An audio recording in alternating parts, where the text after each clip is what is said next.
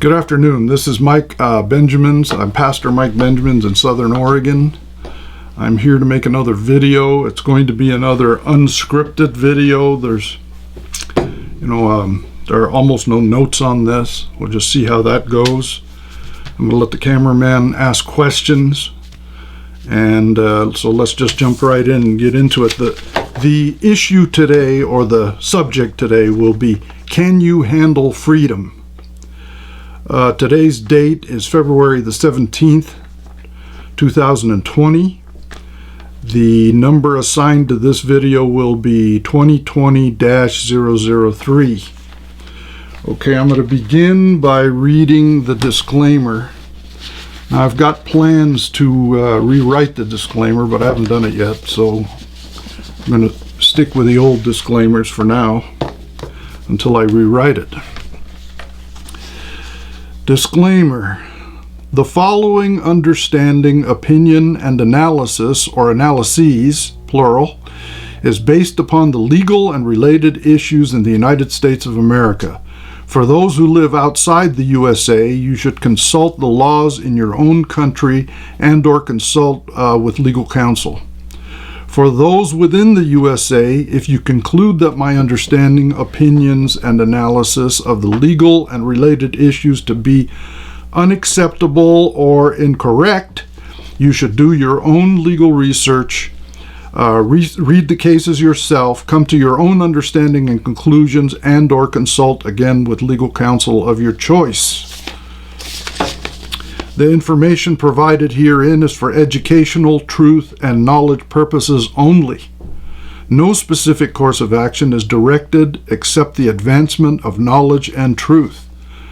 I now state and clearly declare that I am addressing the subject matter set forth herein as a pastor of God in my religious and ecclesiastical capacity and office, and that I am exercising my official function to keep religious believers informed of their various rights, freedoms, and liberty under God and relative to their awareness and understanding of the various laws of man. Therefore, I hereby declare, claim, and assert any and all religious protections of whatsoever nature and kind, including protection from discrimination on the basis of religion, available under the inherent, inalienable, primary, and subordinate rights and laws. Let's see, there's one thing I wanted to add here. Yes, I said here that this is for the information of believers, but it's not for the information of believers only. I go outside of that. I go into addressing issues which are important also to people who don't believe in God. So if you're planning on turning the equipment off and not watching the video because I said it was for believers, I wouldn't recommend that you do that. We're going to cover some fairly important things here. The Remnant Church in Southern Oregon, Mike Benjamins Jr., a pastor, in both his personal and ecclesiastical capacities, including his subordinates and personnel, individually and jointly, disclaim any and all liability and/or responsibility for any damages sustained or suffered by the readers, viewers, or other entities in the implementation of the teachings set forth in this video or treatise, or both. The material is provided as a research study project for learning purposes only, and any implementations and/or applications contrary to my various cautionary statements, which I make from time to time, are undertaken at the sole risk and peril of such readers, viewers, or entities. No statement is made or implied as to the ultimate outcome resulting from such implementations or applications. Okay, that gets that out of the way. Now, let's talk about, I have some reference materials here, but I literally only have a title for notes on a script of what to follow, and the title is, Can You Handle Freedom? The problem is, well, let's go to the board real quick and start with that. Let's talk about rights again. That's why it says rights up here at top of the board. What kind of freedoms? What kind of rights? Well, pre-existing rights. What do they pre-exist? They pre-exist the government. Inherent rights, you're born with them. Natural rights, as being born a natural person, a human being upon earth. Human rights, and God-given inalienable rights.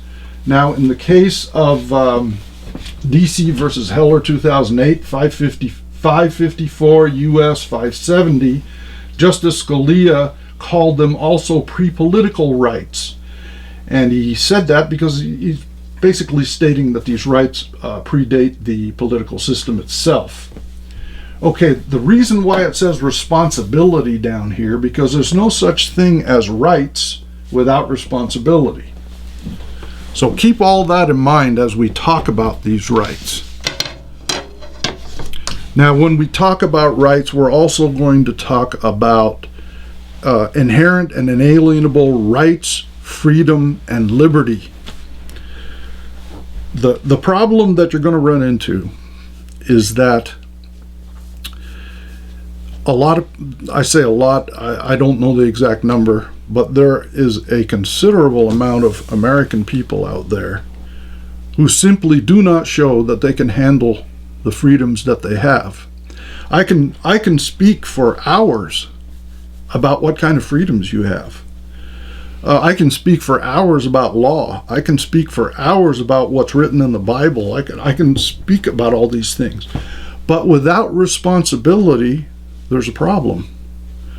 One of the things that I like to use because it's so obvious is, lately people have spoken about these sovereign citizens, and then the driver's license issue has come up, and driving on the road, and the difference between driving on the road and traveling, that has come up, and all these things have come up. But the truth of the matter is, having been a police officer myself and having been out there, if there were no rules of the road, if there were no laws, traffic laws, if there were nothing there of a conduct and behavior nature to control conduct and behavior on the roadways, we would have chaos. Now, notice that when we talk about rights, we don't talk about rights, freedom, liberty, and chaos. We talk about rights, freedom, and liberty, not chaos. The right to cause chaos in society just simply is not going to work. So, for those, you see, there's all kinds of stuff going on all over the place, People want freedoms. They say, I want my liberty, I want my freedom, and I want my rights. They do not automatically understand that with that comes a extraordinary amount of responsibility. Therefore, let's use the example of driving your vehicle upon the roadway. If there were no rules, I don't know if you can imagine what would happen if there were no speed limits, there were no stop signs, there were no stoplights. There was nothing out there to keep the flow of traffic and the movement from one place to another happen in a safe and orderly fashion. Now, as I've said before, the states take it upon themselves to use the police powers of the state to make sure that these things are safe, that it's safe to go out on the road, or it's safe, for example, for somebody to walk in a crosswalk, whether it be child or adult. A child or adult walks across the street where there's traffic in a crosswalk, and it has to be safe to do that. Otherwise, sooner or later, somebody's going to get run over, you see, and it could be a kid. Sometimes, even with rules, somebody gets run over. Sometimes the cars run into each other because people aren't obeying the traffic laws. So the only way, just think in your mind for a minute, let's say that we removed all the traffic laws and we just said, okay, people, you're free people, you have rights, freedom, and liberty, just jump in your vehicle and start moving down the road. Well, without rules to regulate that, we would really have an unworkable situation in a hurry. So those rules are necessary. Without civil laws, we would be in trouble. Without criminal laws, we would be in trouble. So basically what I'm saying is a lawless system will not work. Some people actually argue that they don't understand the reason for the laws, and there's too many. I agree with you. If you say there's too many laws, I agree with you. If you say there's too much government, I agree with you. If you say that some of the laws are ridiculous and unlawful, I agree with you. I could agree with all that stuff, but it wouldn't do you any good to come to me, for instance, and say, Pastor Mike, we really want you to do away with all the laws, and then we'll just control ourselves, and we'll just regulate ourselves. And you and I know that a lot of people can't handle that kind of responsibility. That's why this is called, Can You Handle Freedom? Can you handle freedom? Now, there are people around who actually come close to being able to handle freedom. Even if there are laws, no laws, they're able to handle freedom because they behave correctly, they behave responsibly, and they do what they have to do to be able to do so. I'll give you an example. If there were no laws, and if there were no traffic control devices, I would still go drive at a safe speed, for example. And because I'm able to do that, I'm able to say, well, I have to figure out what a safe speed is. And there's a thing called the violation of the basic rule, which basically says that you have to always drive safely for the conditions that are on the roadway at the time. That's why you can actually be cited for going 20 miles an hour in a 25 mile an hour zone if it was unsafe to drive at 20 miles an hour at that time. You wouldn't be cited for going over 25 miles an hour. You would be cited for violation of the basic rule. And the basic rule is you have to drive always safely. Now, as we know, a vehicle is most of the time, depending on what size it is, however many pounds it weighs, but it's a big, heavy thing, and it can cause damage if it runs into things. So, therefore, it is important that you think about that all the time. Instead of going, I'm in a hurry, and I'm going to go as fast as I can possibly get away with. You see, that's the wrong mindset. You don't go as fast as you can possibly get away with. It says, well, I don't see any cops. That means I can go 10 or 15 or 20 miles an hour over the speed limit. No, that's not what it means. There are other problems out there. I've been on the road a lot. I've written lots and lots and lots of traffic infraction citations. Lots of them. I drive down the road now, even today, and it'll say the speed limit is like 30 miles an hour. So I'm driving 30 miles an hour. People are going around me like I was standing still. They flip me off. They give me dirty looks. They call me names. They said, "Are you out of your mind? What do you think you're doing going the speed limit?" Well, first of all, it's the law. Second of all, I look around and I say, well, what's a safe speed here? I mean, I see what the speed limit says, but what's a safe speed to keep us from running into each other and causing damage to property and people? What is that? And I figure that out on my own. I'm afraid there's a lot of people out there that wouldn't figure that out on their own. If there weren't police officers out there to enforce some of these laws, then those people would, and they do, I mean, they would go faster than what is safe. And sooner or later, you have problems, societal problems in the form of property damage and injury and sometimes death. So if you're thinking for a minute, that any system will work without proper laws, you're quite wrong. Now, I'm going to shift for a minute. I'm going to talk for a minute about the Bible. Just for a minute. Okay, a lot of people believe that because of Romans 6:14 and other verses in the Bible, that the law has been done away with.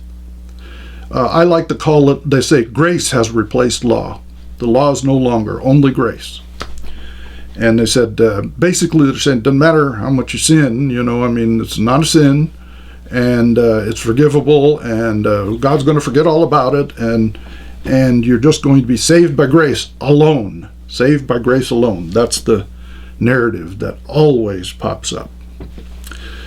Well, you see, the same thing applies there.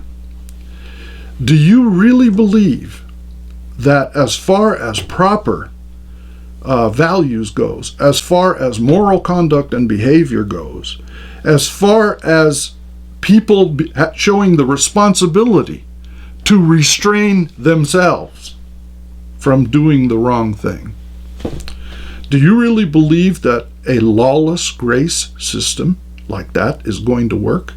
Secondly, do you really believe that God, being the omniscient and omnipotent God that He is, doesn't know that a lawless system won't work? That's just something to think about. I don't want to get into a discussion here about biblical doctrine. I'm fully capable of doing that, but that's not what I'm here for today. So I'm not going to talk about that. I'm simply saying to you, think that one through.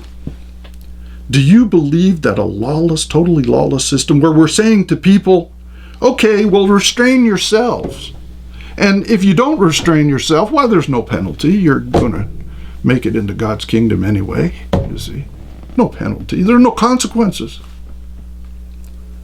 If you really believe that's going to work, I would suggest to you that you have not thought it through carefully enough. Okay, now, let me talk for a little bit about, well, let me go through and talk about these sovereign citizens for a minute. Now, a lot of people are tired of hearing about this sovereign citizen thing because they said, we don't want to hear any more about sovereign citizens. We don't want to hear any more about driver's license issues and license plate issues and people removing VIN numbers from the vehicles and all that kind of stuff. We've heard it enough and we're tired of it. Well, you may be tired of it, but I'm going to talk about it anyway because it needs to be spoken about. Now, some of you who don't know what the sovereign citizen movement is, I made another video, 002, I believe it was. I spoke about it somewhat.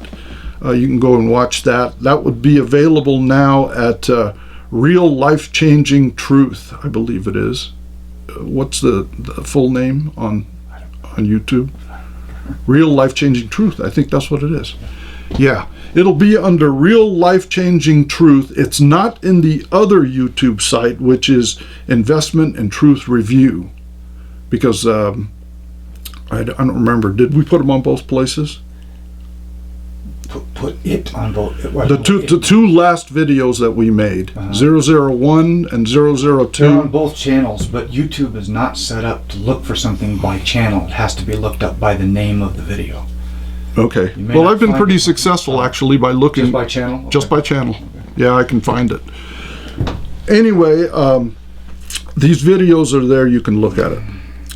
Now, the thing is, when you're sending people out, do you have any questions so far? Any comments or anything that I've said so far? Okay, let's talk about this thing about these sovereign citizens that are calling themselves sovereign citizens. They evidently, they either let their driver's licenses expire or they give them back to DMV or they send a little note saying, I don't want it anymore and I reject it. Then they take license plates off their vehicle and then some people taking their VIN numbers off the vehicle. And those people say that we have a right to travel. We're not driving, we're traveling. Okay, I know a little bit about that. I was involved in going to some of their meetings a long time ago, back in the mid-'80s.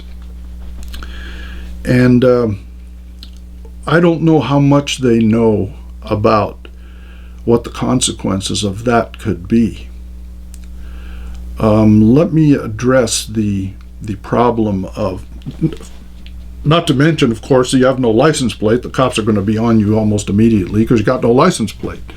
That opens the door to finding out other things. But let's say that they look around the vehicle and they say, hey, there are no VIN numbers on this vehicle. And then they open the door and the VIN numbers are not there either. So they removed all the VIN numbers. Well, that opens the door for them to say, this could be a stolen car. You see? Now, it may not be a stolen car. It may be your car, fully paid for. But it opens the door for the reasonable suspicion that it might be a stolen car, which opens the door to other things. And I don't know if people think about that. Also, you have the problem of if you don't have a driver's license, which is a form of identification. It's not just an authorization to operate a motor vehicle on the highway. It is also a form of identification at this point. So we used to make jokes, because we would say, well, if you don't have a driver's license, the officer may say, well, how are we going to know who you are if you don't have a driver's license or a government issued ID of some kind? How are we going to be able to know who you are? And the big joke was that we used to say, well, the answer to that is that's easy. The person you're asking can just say, well, that's easy. I know who I am, and I'll just tell you. But of course, that is not good enough for police officers. Even though you may not be lying, you may be giving them your exact name and say, well, it's not that I didn't identify myself. I just told you who I am. But that's not, again, this opens the door for them doubting who you are, because then we're going to go by your word that this is who you are. After all, far be it for me to say that some people don't tell the truth, but there are people out there who don't use their real name. And for whatever the reasons are, they're hiding their real name. Somehow maybe they think that's a way to make an end run around the law. That's an end run around the enforcement of the law. That's an end run around charges or being cited for some kind of offense. I just won't tell them who I am. And then they're going to cite, if I say I'm, let's say, John Doe, and they say John Doe has to appear in court, and of course I'm not John Doe, so I'm not going, you see. These are all problems. It's not just as simple as what people want to think. But let's say that even though I suggest that you don't go that route, make yourself a target every time you quote unquote travel upon the roadway, so the police are on you and charging you with either misdemeanors or felonies or both, and impounding your vehicle every time you go out there. I suggest you do not do that. I have my reasons for that, which I'm not going to go into now. But let's say you decide to go ahead and do that. Say, nope, Pastor Mike, I don't care. I'm convinced. They can't make me get a driver's license. They can't make me keep the VIN numbers on. They can't make me, have to have license plates. They can't make me do any of these things. It's unlawful, and they're making me part of one of the things I heard is they're making me part of the corporate state. I'm not going to go into that either. But anyway, the thing of it is, some people say that they're making me part of the corporate state. I'm a 14th Amendment citizen. They're making me a 14th Amendment citizen. I don't want to be that. I want to be a citizen going back to the original Constitution, not the 14th Amendment. All of these arguments have been made. Now, let's say that you go ahead and do that.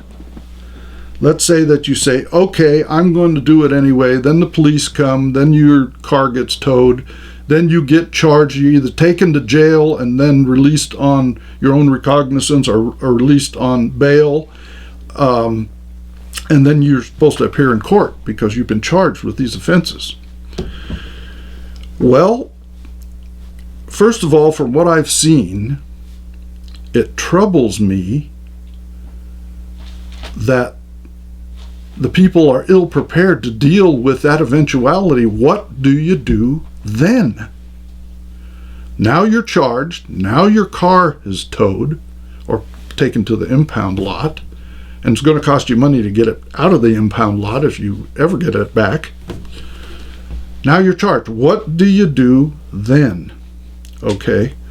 Some people, not very many that I know of, realize that at that point, if you're going to say this law is improper, or you're going to say this law does not apply to me, then you're going to have to challenge jurisdiction, that the law does not apply to you.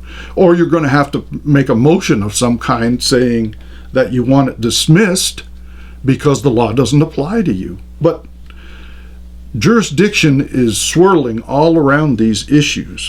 Now, it's not good enough to know the word jurisdiction. It's not good enough to go into court and say, Your Honor, I challenge jurisdiction, and you have to let me go because this jurisdiction doesn't apply to me and the charges are improper, and would you please let me go now and throw the charges out? Well, that's probably not going to work very well for you. If you want to have some understanding of what to do, you're going to have to figure out how jurisdiction works. Now, I've got a book here. This book is a legal book, says Jurisdiction, State and Federal. And this is written by some attorneys. No need to read off their names. Anyway, this book is the very least you need to do if you want to start talking about jurisdiction. Now, let me clue you in a little bit. Jurisdiction begins usually with Pennoyer versus Neff. It's called the Pennoyer Rule. And the Pennoyer Rule basically is that if you're within the geographic jurisdiction, let's say of Oregon, here where I am, if you're within Oregon, well, they will have personal jurisdiction over you. That it begins there. And that's pretty simple. However, as you get into studying this book, it gets complicated in a hurry. And you better know what you're doing if you're going to challenge jurisdiction. Because if you think that it's a good idea to be out there without a driver's license and without license plates and having taken off the VIN numbers and all, well, you better know about this too. That comes with the responsibility. If you believe that you have the inherent and inalienable rights to do this, then comes the responsibility of what you have to do to walk out of the courtroom unscathed and to get out of it. If you want to call it, I got to get out of this, so you're going to get out of it. Most people don't have the first clue of how to challenge jurisdiction. They don't have the first clue. And this is not a video about jurisdiction and how to challenge it. I'm just going to give you a few little hints so that you know that you're going to have to know this stuff. It isn't good enough to quote some case, you see. It isn't good enough to quote some portion of the United States Code, which some people do. Erroneously, by the way. Steve Leto, who does Leto's Law, he does those videos, he explained some of that. And when I read some of the comments below what he explained, they said, oh, this guy's not right. He didn't do his homework, and he didn't do enough research, and I'm just not gonna listen to him. Well, bad idea. I think you should listen to some of the things he says. He's spoken about jurisdiction. He's spoken about driver's licenses. He's spoken about sovereign citizens. Even though you don't like what he might say, that's not the point. The point is he's clarifying some points of law.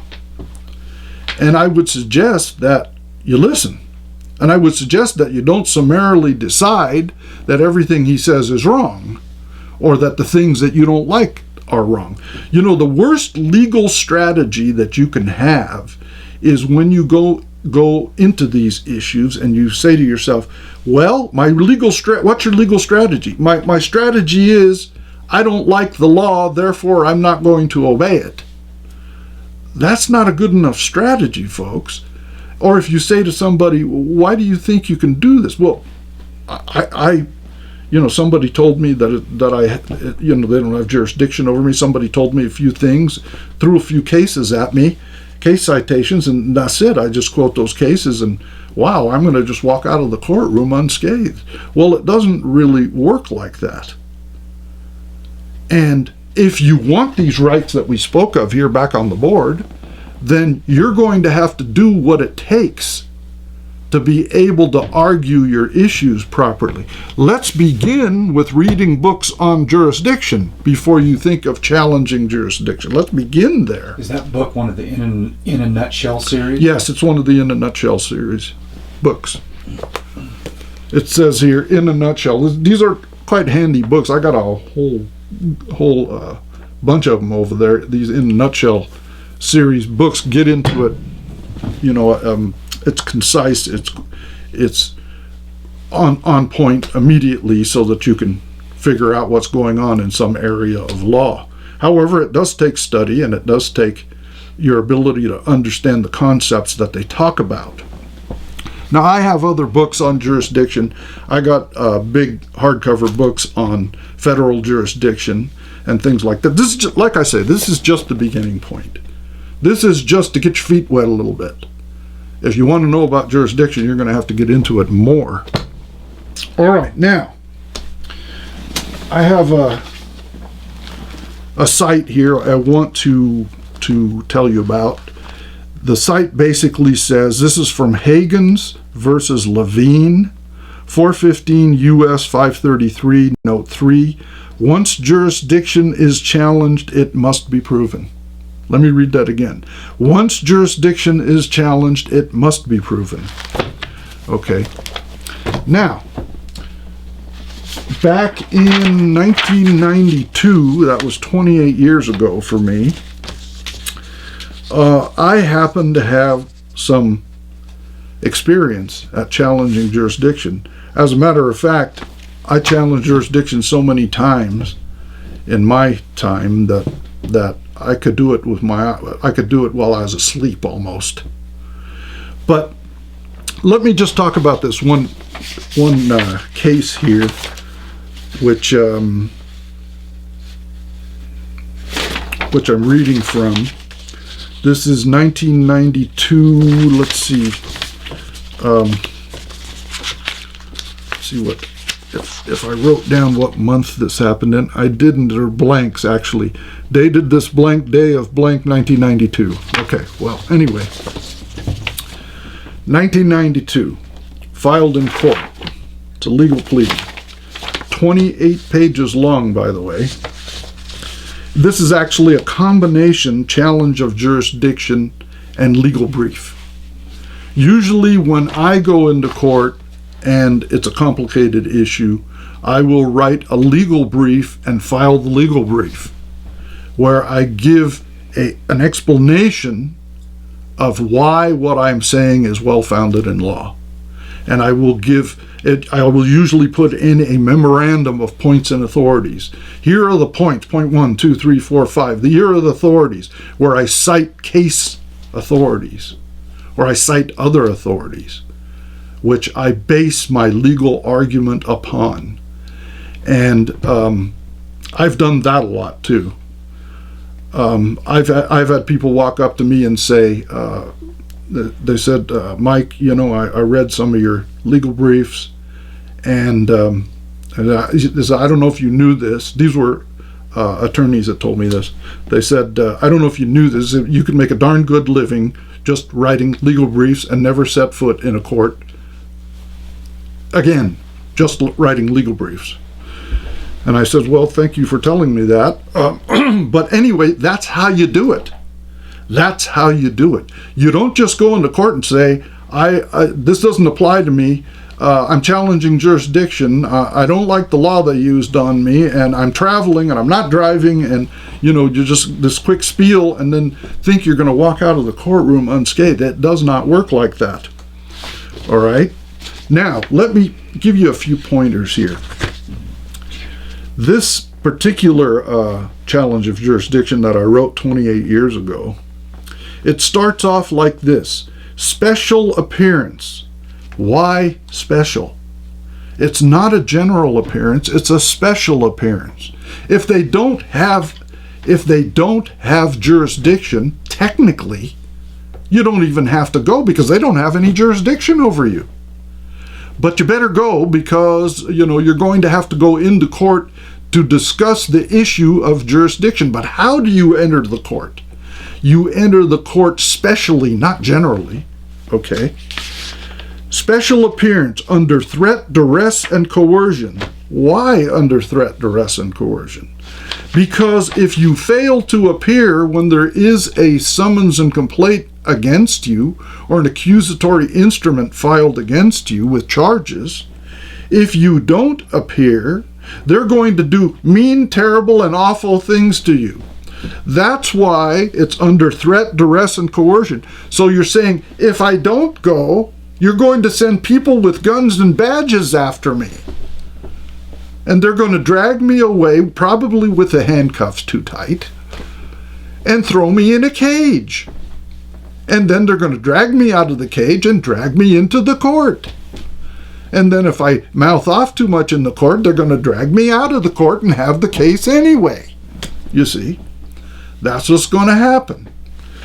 So, under threat, duress, and coercion, for the sole purpose of declaring a subject matter and in personam jurisdictional bar upon the court. Now, in this particular case, when I did this, I was challenging both in personam jurisdiction, which is personal jurisdiction, and subject matter jurisdiction. Now, I'm not going to go into why the subject matter jurisdiction. I'm just saying, in this particular case, 28 years ago, I was brought up both subject matter jurisdiction and in personam jurisdiction. Now, here's the trick. Right here on this paper, it says, this is not a motion. Why would I write that? Why would I even bother to write that? Because if you put a motion into the court, you are asking the court to do something based upon the motion. If they do something based upon the motion, they have to have jurisdiction to do that.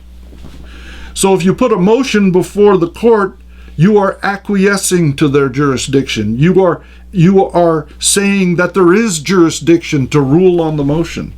Therefore, the paper that you file can't say it's a motion.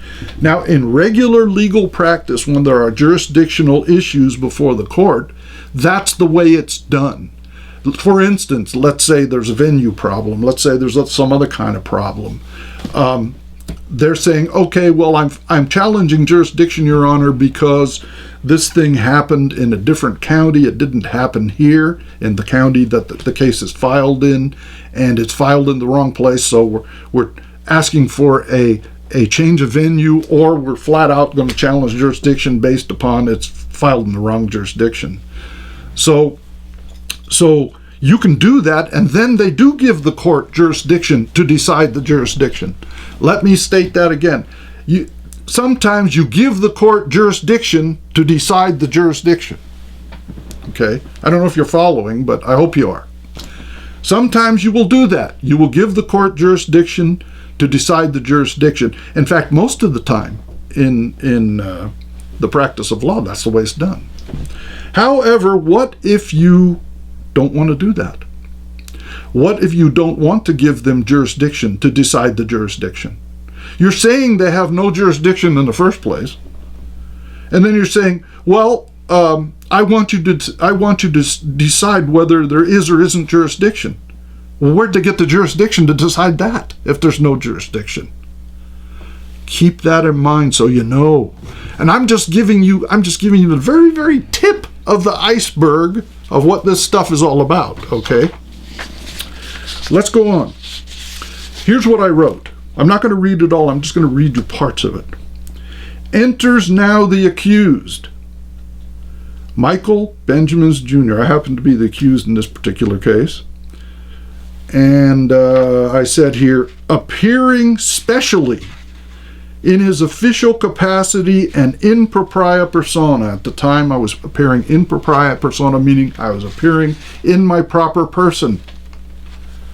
Under threat, duress, and coercion, for the sole purpose of declaring a jurisdictional bar upon the court over the subject matter and in personam, and specially files this paper. Okay. Why did I do it? Because the state is in want of subject matter jurisdiction. It means they don't have any subject matter jurisdiction, and the state is in want of in personam jurisdiction. They don't have any in personam jurisdiction. Then I go on for 28 pages explaining why. Okay, now I'm not going to go into the jurisdictional challenges any further than that. It's complicated. You have to know how to challenge jurisdiction. You have to know how to write a legal brief. You have to know how to argue your issues if that were to be done. Here's the problem. There is a, let's see, where did I write this? Yes, if you go on the internet, you can type in, I believe it's in Google, you can type in Google, right to travel. Now, I'm not going to state anybody's name here. Right to travel, it'll take you to wherever it takes you, and they'll start explaining. And they'll say, well, here's why you have the right to travel. And they'll throw out some case law, and they'll throw out some U.S. codes, and they'll throw this out and that out. The trouble is, here's the problem. You have to ask yourself this. If I'm going to listen to this person who is telling me about the right to travel and basically giving me their sovereign citizen spiel on why you don't need a driver's license, why you don't need a license plate, why you can take the VIN numbers off the vehicle and all that, the thing that you need to ask is, what is their success rate in a court of law? Do they have a success rate in a court of law? You know, sometimes some of these people will either give this information away for free, or they will sell it to you in a packet or whatever, you know, and then you take it and then you promptly go, I got the packet, I've got, you know, I looked at it, I've got my desire to get my rights, my inalienable inherent rights. So off I go with a screwdriver and take off my license plates and I'll take my license down to DMV and I'm going to go do this thing. Okay, well, you have to ask yourself, what is the success rate on this? Maybe you should concern yourself with that. And say, well, you know, I know some other people in the sovereign citizen movement, and all of them got their rigs towed, and all of them got charged with felonies or misdemeanors. And from what I know, nobody really got out of it. Did they win any cases with their legal strategy? Did they put in a legal brief? Did they write a jurisdictional challenge that works? Or at least has the chance of working? Just because you've got your legal brief and you've got your jurisdictional challenge doesn't mean you're going to win. But heck, I would rather lose that way than the way I've seen people do it. So, you know, to be honest with you, I know a lot about this. This was 28 years ago, and I didn't start in 1992. I started in the mid-'80s. By the time 1992 came around, I already knew about some of this stuff for 7 years. So, what I'm saying to you is, do not think that you're going to do this the easy way. Do not think. Now, you notice I'm not getting into whether the having a driver's license is right or wrong, or whether taking your license plates off is allowable or not allowable, whether you can take your VIN numbers off of your own property or not. I'm not getting into all that. That would be indeed a long study and instruction video for me to get into. I'm saying that you need to be sure of, be responsible, first of all, when you go out on the highway. Be responsible. Follow the speed limit. Stop at the red light. Stop at the stop sign. And I don't mean the 10-mile-an-hour stop. I mean the actual stop your car, Not the 10-mile-an-hour stop. You're still going 10 miles. I stopped. How much did you stop? 10 miles an hour. I was still going 10 miles an hour. Because I didn't see any problem, so I just whirled on through. Well, no, that's not what you have to do. That's not what you have to do. One guy complained. He was riding with me one time. And he says, Mike, can you take me over here and over there? Let's go to the car parts store and let's go here or there. And I said, sure. Let's get in the car. Let's go do it. So we get in the car and I'm driving him down there. And he looked at me after I drove down there, and on the way back, he says, Mike, you don't break any laws. He says, you're obeying all the laws. And the look on his face was, I just can't understand that. That's just not normal. You see, I don't know who does that? Who does that? The look on his face like you just don't do that. Nobody does that. This is just really, really, really unusual. Well, yeah. It's a habit. It's a habit of responsibility that you're following. I will obey reasonable, prudent, and necessary laws all day long, whether the laws exist or not. Let me say that again. I obey some laws that really are good laws, whether the laws existed or didn't exist. Because that's the right thing to do. That's the responsible thing to do. That's what you have to do. That's what you have to do. You don't say, what do you do out there on the highway? Whatever I can get away with. And if the cops aren't behind me stopping me, that means I did it right. No, it doesn't mean that. You can be totally inebriated and cops won't notice and drive from one point to another and nothing bad happens. That doesn't mean it was okay to do it. That means you got away with it. That's what it means. You got away with it. And it said, well, I'm going to live by the rule of whatever I can get away with. That's not the rule. That's not the right rule. That's not the responsible rule. That's not what you should behave like if you want your inherent and inalienable rights, freedom, and liberty. That's not how you live. That's not how you think. That's not how you behave.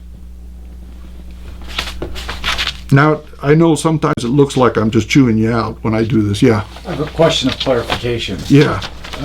It's easy to say obey laws whether somebody's looking or not, that you think are reasonable, rather know what someone's looking or not, because it's a responsible thing to do. Right. However, what about a law that's perhaps a little bit more questionable? What I mean by that is you're not asserting that they should just obey any law no matter what it is. No. Like an extreme example would be, say, if they say, well, you can't own a firearm ever again, just because we've made a law that says so. Right. That's kind of a deal breaker kind of rule. But something a little less extreme than that, like just a no seatbelt rule, where it may be a basically good idea, particularly on the highway. Right. But what would your advice be on? Okay, well, that? You have to couch this thing in generally speaking, without saying which one to obey or not obey. You couch these things into proper laws and improper laws. Okay, there are proper laws and improper laws. There are laws that make absolute sense and they're necessary and should be obeyed, whether the law exists or not. Those are rules of behavior and conduct that should be obeyed whether the law exists or not, you see, because that's what a responsible person does. Then there are laws that are improper laws.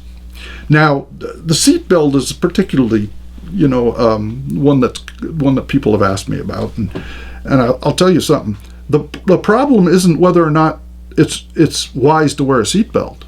The problem is that they took away your choice whether you want to or not. That's the problem, you see. Would a person, let's say, let me use another example. A person who rides a motorcycle all the time. Let's say there was no law that said that you had to wear a crash helmet. But you've seen numerous people who've had crashes that have head injuries riding a motorcycle. Well, the fact of the matter is, it's a responsible and wise thing to do to choose to wear a crash helmet to protect from head injuries. That's all fine. I don't have a problem with that. I don't have a problem with wearing a seatbelt, actually. Some people, I've heard the arguments would say the seatbelts are actually a negative impact on your safety rather than a positive one. It can be in some situations. But anyway, the thing of it is, I don't have a problem with wearing a seatbelt or wearing a crash helmet on a motorcycle. I object to the state moving ever more impactfully upon our lives by taking away our choices. I object to that. Some things ought to be left to us, whether we do them or not. And some things, obviously, you know this yourself. You've been in uniform, so you know that there's a lot of people out there that they won't do it even if it makes sense. They won't do it even if it's a responsible thing to do. They won't do it, whatever their reason is. There's a lot of people out there just simply wouldn't do it, even if it was absolutely the right thing to do.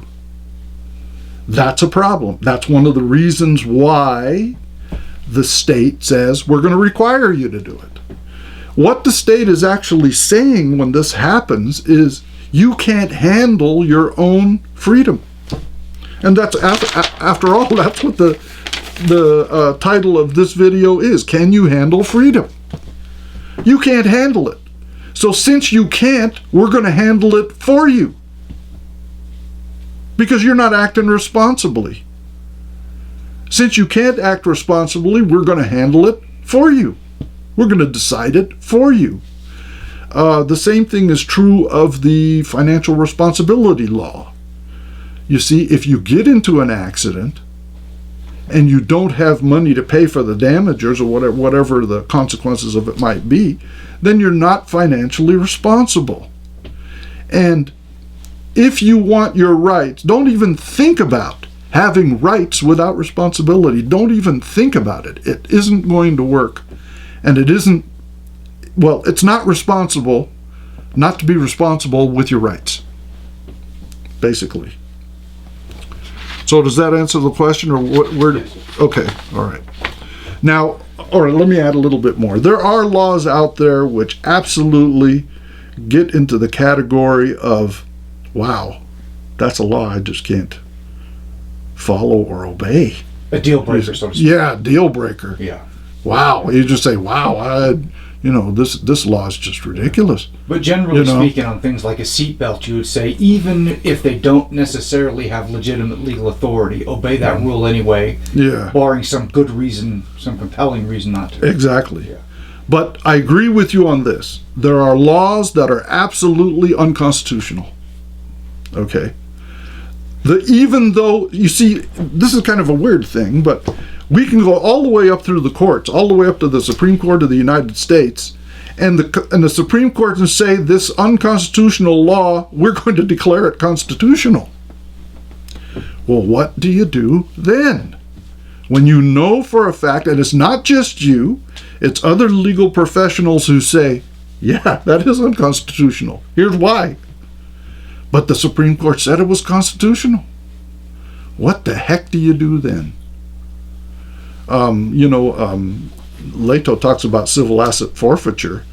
Absolutely, there are problems with civil asset forfeiture.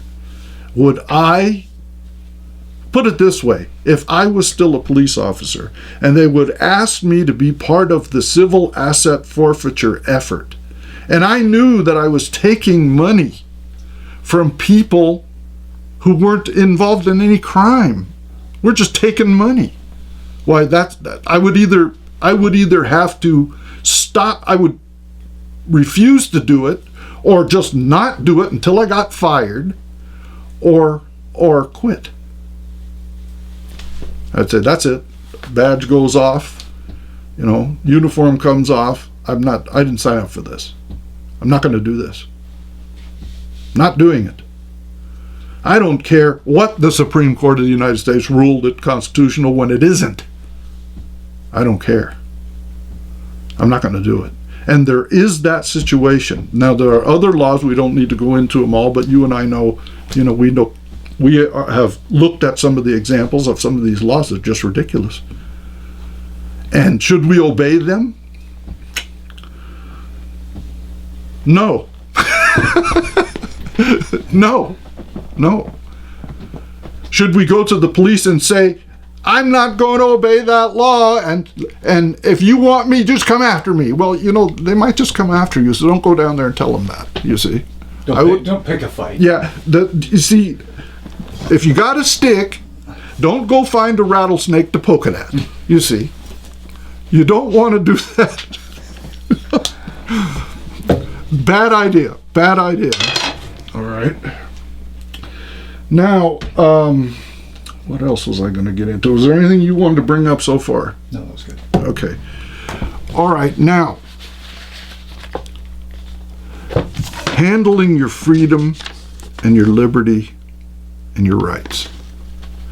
Okay, first of all, take some time to know what your rights are. You're going to have to set aside some of your crazy time and your happy time and your chasing around needlessly time to find out some of these things. You're going to have to invest in knowledge of your rights. You're going to have to invest in how to assert your freedoms. You're going to have to invest in making sure that other people are liberty-minded. Because, the truth, here's the truth of the matter. Let's say that you're in a group of 100. And out of that 100 people, you're the only one who worries about your liberty. The rest of them are just playing grab ass or whatever they're doing.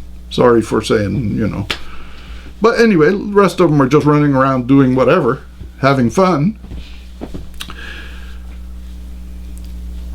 That's not going to work for you very well. Because somebody who is looking at that 100 people is going to say, well, you don't have very much support. You're the only one out of 100 that worries about this. The rest of them don't seem to worry, so you're pretty insignificant. You see, you need to talk to other people. You need to say, hey, I watched this video that Pastor Mike did, or I read this paper, or I saw this other video that somebody else did. Maybe it's Steve Leto did a video. I watched that video. You need to talk to other people and talk to them about rights, freedom, and liberty. And get other people involved in this thing. That's part of investing in your liberty. It's not good enough for you to just worry about yourself, because the rest of the people, they have rights, freedom, and liberty too. Now, there are those in the people who simply don't seem very concerned about their rights, freedom, and liberty. As a matter of fact, I would say the exact opposite. They're highly motivated to give up their rights. What was the thing they're saying now? They said we've outgrown the need for what? Yeah, there are people that say we've matured past the point of concepts like liberty. We've matured past the concept of things like liberty. Okay. Or free speech. Free speech, whatever. Wow. All I can say is wow. That's a big statement. We're in trouble. We're really in trouble. Things are moving in entirely the wrong direction.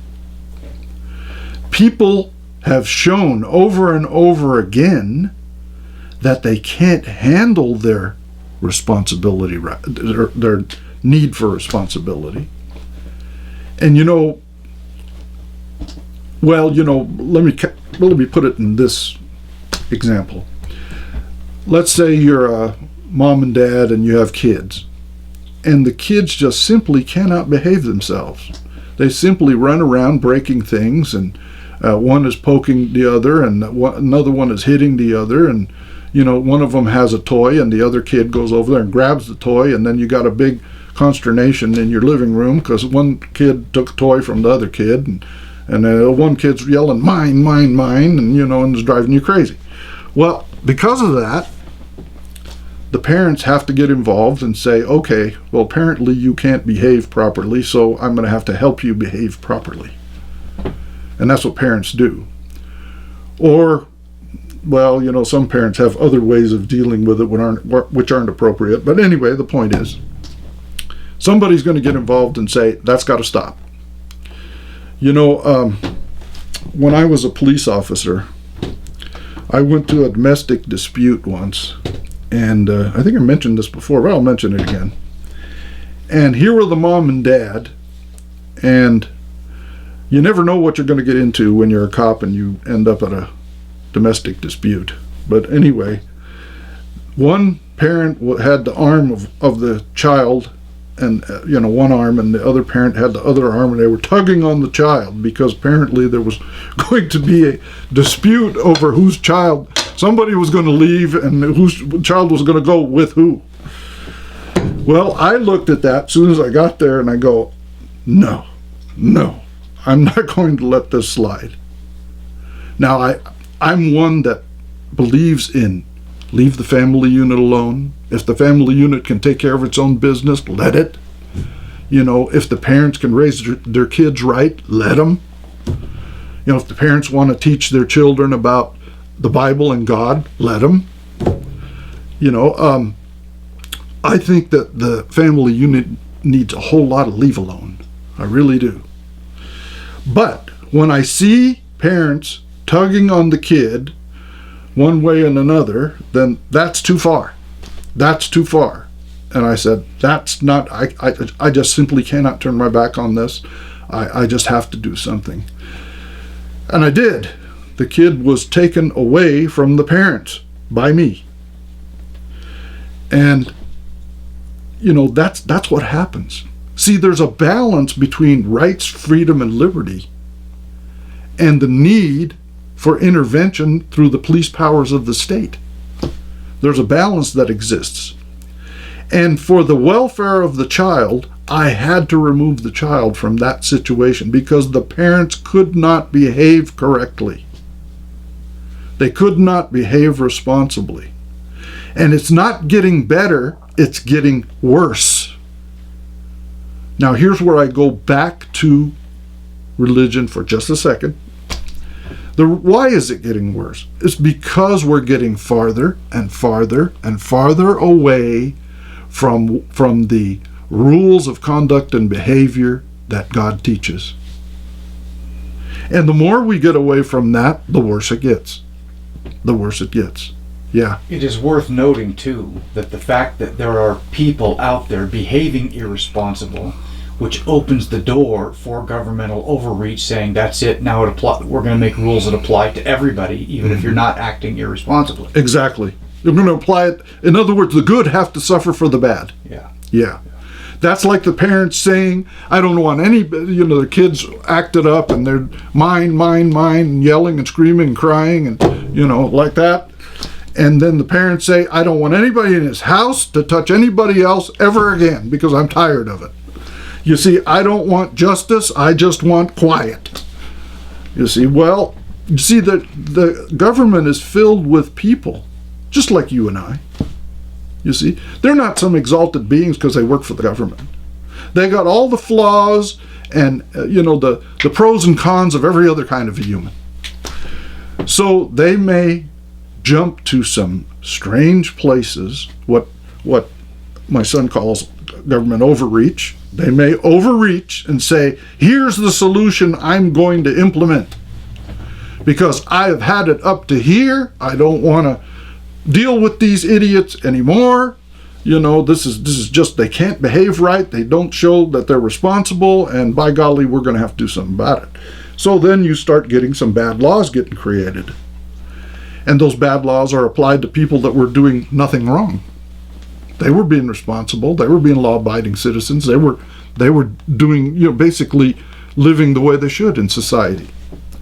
But the government's going to now punish everybody because that's you know, I mean, your patience can run out, and you don't think things through, and you say, well, you know, I'm just going to jump for a quick oppressive solution, and that'll send them a message. You see, they used to do that when I was in the military. You know, they did some really strange things. We would go on a march, and there would be, you know, this many platoons marching and running in place, and one person would drop out and wouldn't be able to run anymore, and then they would make the whole bunch of us get down on the ground and do push-ups. So they punished everybody because one person couldn't keep up. And what the logic is behind that still eludes me, but anyway, the thing of it is, apparently the Army's been at this kind of thing a long time, and they appeared to know what works and what doesn't work. But it never did. I never could understand why everybody was punished for the inability of the few, except to say that we're operating as a unit, and the unit has to function. And if any part of the unit does not function, the whole unit then does not function. And therefore, maybe that was the logic behind it. I'm not exactly sure. But anyway, the point is, those are the kind of things that people will resort to in trying to make something work. Now, I'm not saying that they're wrong to try to make society work, but you have to do so properly. You have to do so within the rule of law. Within the rule of law. We don't get to do whatever we want. You see, this whole idea of charging the citizenry with a crime if they lie, but yet the government can lie all the time, and that's not a problem. You see. Well, something is absolutely haywire in that situation. Something's haywire. And it shouldn't work like that. But it does work like that. Somebody decided it was necessary for it to work like that. I certainly don't agree with everything the government does. I do understand a lot of the reasons for why they do some of the things they do. I do understand that. But then maybe I will question the way they do it. The way they do it. I'm a pretty big one for let's follow the law. Because, well, I've said this before, I'll say it again. There's no freedom without the law. There's no freedom without the order, societal order that must exist by some kind of rules of conduct and behavior. Because then you end up in chaos and anarchism. You don't want to go there. That's not going to work. We have a thing called ordered liberty, ordered liberty in the law. Okay. The question is not whether the balance of some kind of order in liberty is needed. The question is who defines where that line is, where the balance is. Who's going to make those choices? We've got some real problems now. You know, in the time that I'll bring this up. In the time that I filed this jurisdictional challenge 28 years ago, the courts were not behaving exactly like they behave now. The police were not behaving exactly the same way that they behave now. The courts were more, visibly, they were following the law better. The police were more using force, the reasonable force that was necessary in a certain situation without going past that most of the time. Not to say that there weren't incidents where excessive use of force occurred. Of course there were. But generally speaking, that wasn't happening. People were using only that amount of force which was necessary. And the courts, you could kind of count on them. I've been to court numerous times, and I was relying on the fact that if I brought up a well-founded legal argument, they'd go by the law.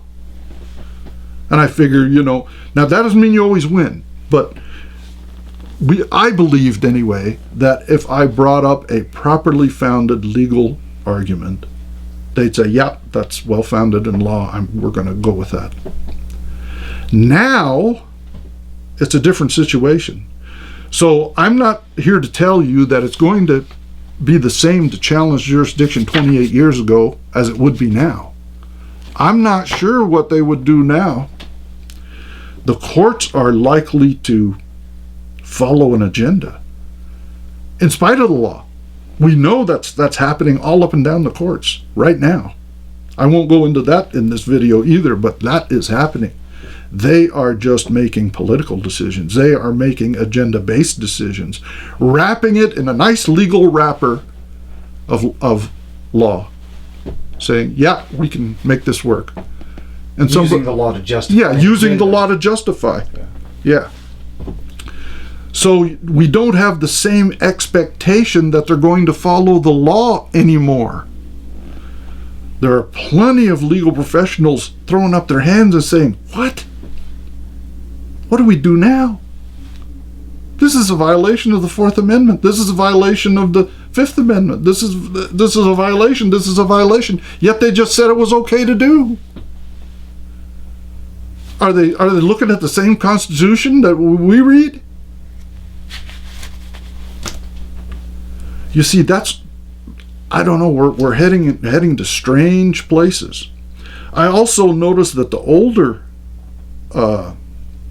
legal professionals, it's gotten so bad that some of them have said, I'm going to retire. I'm going to get out of this while the getting's good. Because this isn't, they're at more towards the end of their career, of course, and they're saying they're not following the law. This is time to jump ship and get out and just retire. The younger lawyers coming out of law school, man, some of the things I've heard, I'm not going to go into them. Some of the things I've heard were just, unbelievable. Unbelievable. I just can't imagine where they got the ideas about what is proper law and what the rule of law is about when they do things like that. And these are the very same people, this has happened at the Department of Justice, for God's sake. Very same people that say, we want this done because of the rule of law, where in other instances, the Department of Justice violates the rule of law all over the place. The very same people that bring up that we have to go by the rule of law. Well, it doesn't make any sense. It doesn't make any sense. It's kind of like if you know the rules, you see, you know what the rules are, at least you can walk the path so that you can say, okay, well, they won't do anything to me as long as I obey the rules. So then you know where you stand. Say, I'll know when they're going to come after me because I disobeyed the rules. Or I'll know they're not going to come after me because I obeyed the rules.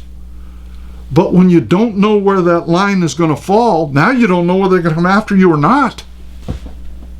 And the other problem is, of course, there are so many rules and laws you can't keep up. You can't. There's just too many. There's just too many. I'm going to close with this. I think I've said enough, but I'll close with one more thing.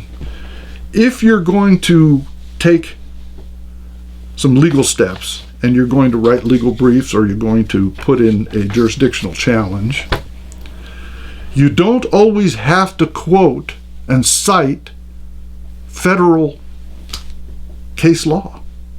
You can cite state case law. As a matter of fact, if it's an issue within your state, the state courts prefer, normally speaking, that you cite appellate decisions from a state court. and say, well, and like here in Oregon, I used to do that all the time. You can do that. Let's say it has to do with a statute. Okay. You can go to the statutes. Here it's called the Oregon Revised Statutes, the ORS. You can go to the ORS annotations and say, well, this statute, let me look at the annotations. Let me see what it says in the annotations. And they will set forth some cases having to do with that statute. And you can cite those cases having to do with the statute that you have an issue with and say, well, in Oregon versus so-and-so, John Doe or whoever it is, they said this, this, and this. And you're citing an Oregon case. So you don't always have to cite Supreme Court decisions. I do all the time, of course. I will use Supreme Court decisions when that's appropriate, but not always. Sometimes I will use state case citations to make my arguments. I have code pleaded a lot of cases before. So those are things that are important to know. It's important to know. Basically, our system of law is based upon, you can go back a long, long ways, but go back as far as Roman civil law. Roman civil law, then you go to the laws of England, then you go to the laws of America. Basically, you can look at that flow and know where our system of case law comes from, you see. So, actually, I had wanted to talk for a minute about equity law versus common law. Maybe I should save that for another time. There are things that happen in the law where we are going from the rigors of the common law to the more equitable system of equity jurisprudence. But I don't think I need to talk about that this time. You have any? Just mention one of your Facebook sites where people can go and read some of your work. Okay. I'm on Facebook. One of the sites that I often send people to is Pastor Mike's Advanced Studies in Truth group. I also have Pastor Mike's Investment in Truth group. I have Investment in Truth Review Facebook page. And of course, I have my regular Facebook page, which is under Michael, Michel without the A, Benjamin's Jr. You can look that up, and that's where the Facebook friend site is. At the moment, I'm at 5,000 Facebook friends, so I can't take on any more Facebook friends. So I often send people to the Facebook pages. Anything else? No? Okay. That's it for this time. I hope that you can understand, in another video, I'll probably go into not just jurisdictional challenges like I did today, but also I might touch on how to challenge a statute itself and, what that's all about. If you think a law is a bad law, what do you do then? Can you challenge the statutory law? All right, that's it for today. This is Pastor Mike of Southern Oregon saying take care and God bless.